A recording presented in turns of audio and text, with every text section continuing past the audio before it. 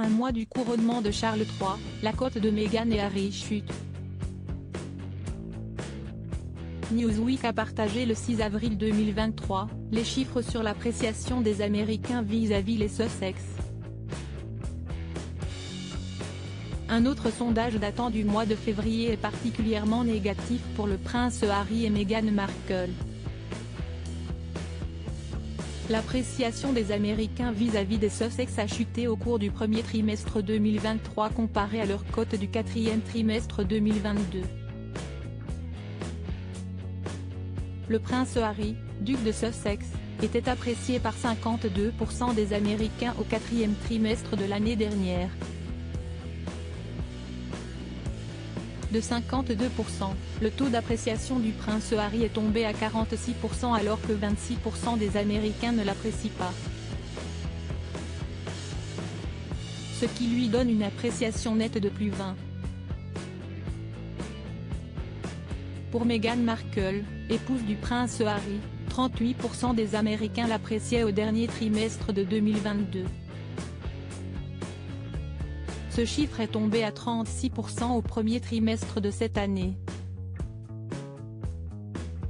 La duchesse de Sussex, 41 ans, était détestée par 24% des Américains.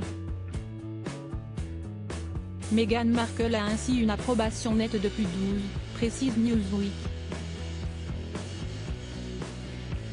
Selon l'analyse de Newsweek, ces chiffres représentent une perspective plus saine pour le couple comparé aux résultats d'autres sondages réalisés ces derniers mois.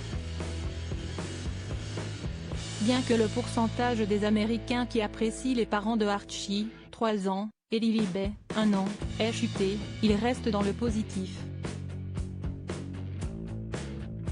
Ce n'est d'ailleurs pas le cas avec d'autres sondages. Meghan et Harry, le vrai coup dur pour la cote du duc et de la duchesse de Sussex en février dernier, l'institut de sondage Redfield et Wilton a réalisé un sondage pour Newsweek. Ce sondage a révélé que seuls 32% des Américains ont une opinion positive du prince Harry, contre 42% d'opinions négatives. Cela donne une cote d'approbation nette de -10 pour le duc de Sussex.